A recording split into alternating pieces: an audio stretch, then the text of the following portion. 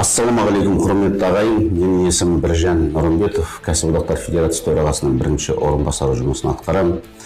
Бүгін біздің елімізде мемлекеттің тарапынан еңбек заңдылығының сақталу жөнінде тексерістер қорытындысы бойынша 20 мыңнан астам заң бұзушылық айқындалуда. 1,5 мыңнан астам жазатайым жағдай өндірісте орын алды. 1 миллионнан астам біздің адамдарымыз, жұмыс істеп жүрген адамдарымыздың еңбек шарты жоқ деген болжам бар.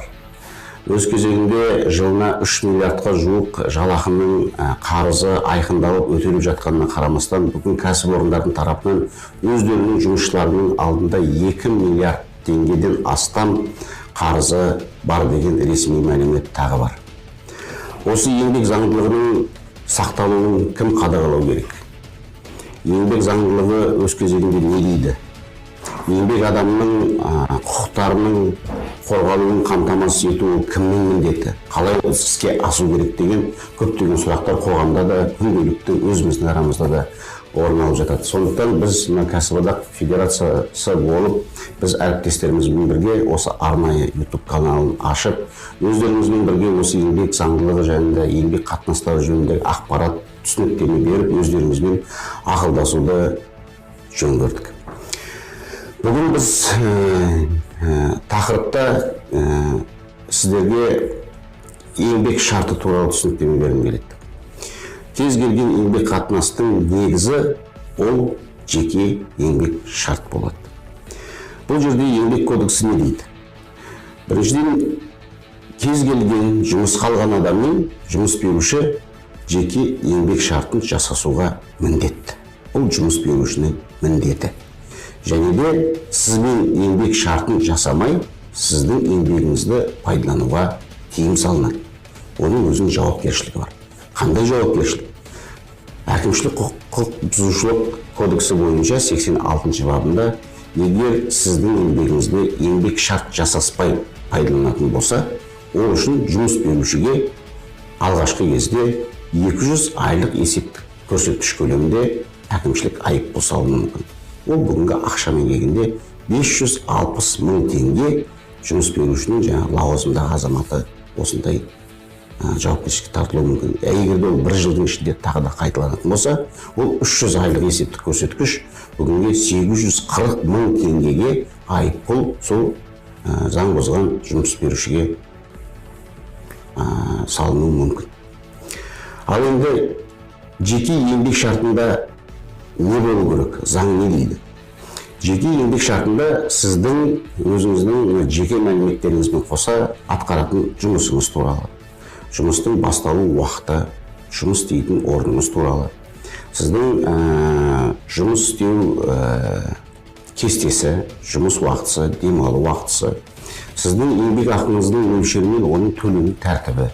Егер де сіз мынау істеп жатқан барған жұмысыңыз зиянды, қауіпті, ауыр жұмыстармен байланысты болса, ол жерде қарастырылған қосымша өтемақылардың тәртібі қарастырылуы тиіс.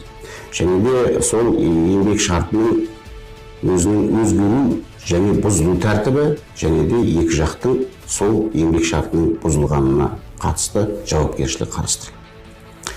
Ал енді бүгінгі таңда өкінішке орай бізде елімізде еңбек шартсыз жұмыс істеп жүрген азаматтар аз емес. Соңғы мәлімет бойынша былтырғы жылы еңбек және халықты әлеуметтік қорғау министрлігі әкімшілікпен бірлесе отырып, осы медициналық сақтандыру жүйесіне дайындық барысында миллиондаған адамдардың арасында сауалнама жүргізген болады. Соның ішінде 1 миллионнан астам адамдар, жұмыс істеп жүрген адамдар өзінің жұмыс істейтінін растап, бірақ оларға міндетті зейнетақылық жарна аударылмай отырғаны анықталған еді. Ол дегеніміз, сол миллионнан астам адам кемінде бүгін бізде елімізде еңбек шартсыз жұмыс істеп жүр. Ал енді ол не себептен орын алып отыр десек? Біріншіден, ол еңбек шартын жасасу жұмыс берушіге де ыңғайлы. Себебі ол кісі сізді штатқа алмайды. Сіздің бухгалтерлік, сіз жөнінде бухгалтерлік есебін жүргізу, басқа құжаттар жүргізудің қажеттілігі болмайды. Жұмыс беруші сізге жалақыны өз еркімен тағайындайды, өзіне лайықты. Қашан төлеймін десе де өз еркі. Сіздің жұмыстан шығарып жіберем десе де кез келген уақытта өзгереді. Себебі сіздің еңбек шартыңыз жоқ. Сондықтан ол кісінің жұмыс беруші сіздің алдыңызда да міндеттемесі жоқ. Ал енді біз қарапайым адамдар неліктен еңбек шартсыз жұмысқа барып жүр? Әрине, бәрімізде сол қазіргі заманда жұмыс табу оңай емес. Сол жұмыс табылып тұрған кезде сол жұмыс берушіге бір артық талап қоймай-ақ қояйыншы. Сол жалақымды алып отырсам, жанұямды асырасам деген ниетпен. Бірақ біз өзіміздің құқықтарымызды білуіміз керек. Біріншіден, ол еңбек шарт өте қажетті. Не себептен? Біріншіден, сіздің еңбек шартыңыз болмаса, оның сізге берген жалақыңыз ол заңға сай болмауы мүмкін. Жалақыңыз кез келген уақытта төленеді. Оның да заң жағынан тәртіпке келмейтіндей болады. Ертеңгі күні сіздің құқығыңыз бұзылып, мысалы, жалақы төленбей қалса, немесе сізді жұмыстан шығарып жіберетін болса, сіз өз құқығыңызды қорғай алмай қаласыз. Тіпті еңбек инспекциясы болсын, сот болсын сізді жақтай алмайды.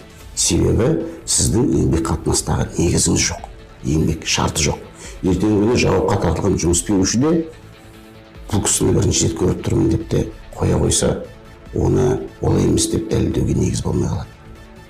Екінші жағынан, еңбек шартыңыз болса, сіз өз жалақыңыздан міндетті зейнетақылық жүйе, әлеуметтік сақтандыру, әлеуметтік медицина жарналар аударасыз. Біз соған кішкене көп мән бермейміз. Бізге енді артып бір қорларға қаражат төлегенде де ішіміз қалап тұрмайды. Бірақ біз оның маңыздылығын түсінуіміз керек. Мысалы, сізге ресми зейнетақылық төлемдер төленіп тұрғаны не береді? Ол біріншіден қазіргі заманда бүкіл біздің еліміздегі заңдар бойынша сіздің еңбек өтіліңіз тек қана зейнетақылық жарнамен есептелінеді. Егер де сол зейнетақылық жарна аударылған болса, сіздің еңбек өтіліңіз бар деп есептелінеді. Ол ертеңгі болашақ зейнетақыңызға да қажет. Мына әлеуметтік сақтандыру жүйесі бар. Ол жерде де сіз жарна аударып, сол жерге қатысушы болсаңыз, ертеңгі күні енді одан аулақ болайық, бірақ бір жазатайым жағдай болып қалып, еңбек қабілеттілігінен айырылып, мүгедектікке ұшырап қалса, немесе бір жұмысшы қайтыс болып, оның жанұясы асыраушысынан айырылып қалса, жұмыстан босап қалған кезде ол жерде белгілі әлеуметтік төлемдер бар. Ол төлемдерді ғана төлеудің де шарты, сіз сол жүйеге қатысушы, яғни бір жарна аударып тұрсаңыз ғана ол төлемдер орын алады. Үшіншіден, медициналық сақтандыру жүйесі. Медициналық сақтандыру жүйесінде де оның тәртібі былай. Егер де сіз жарна аударып отырып, сол медициналық сақтандыру жүйесіне қатысушы болсаңыз, ертең сол кезде ғана сіз медициналық көмекті көресіз. Бұл жерде, мысалы, ол жарнаңыздың көлеміне байланысты емес. 100 теңге ғана мысалы төлеген адам, ертеңгі күні енді бір үлкен қауіпті жағдай болып, 10-20 мың доллардың операциясын жасау керек болатын болса, сол 100 теңге төлеген жарнаның есебінен сондай үлкен қаражат көлемінде медициналық көмек көруге болады. Сондықтан, құрметті достар, мынау еңбек шарттарының болуына біз бірінші кезекте өзіміз мүдделі болуымыз керек. Ол біздің еңбек құқықтарымызды сақтап қалуға, қорғап қалуға кепілдік, соған кепіл беретін құжат. Екінші жағынан, бұл еңбек шарты біздің әлеуметтік жүйелердің, зейнетақылық, сақтандыру медицина жүйелерінің тыс қалмауымызға кепілі. Сондықтан да, құрметті ағайын, біз жұмыс берушіден әрқайсымыз жұмыс істеп жүрген адамдар сол еңбек шартын жасасуды талап етуіміз керек. Әрине, қазір бізді тыңдап отырған азаматтар айтуы мүмкін, мен жұмыс берушіге еңбек шартын жасасуға талапты айтып қоямын. Ондай болса, ол менің орныма басқа біреуді жұмысқа ала салады, я болмаса жұмыстан шығарып жібереді. Иә, ондай бар. Өмірде ондай кездеседі. Бірақ біздің еліміздегі заңдарымызда бүкіл құқықтарымыз, жұмыс берушілердің міндеттері нақты жазылған. Сондықтан, құрметті ағайын, біз өзіміздің құқықтарымызды қорғап қалудан қорықпауымыз керек. Оған біз тек қана өзіміз мүдделі. Сондықтан да, егер осындай заң бұзушылық орын алып жатса, сіз бүгін жұмыс істеп жатқан орныңызда сізбен жеке еңбек шарты жасалмаса, шағымдану керек.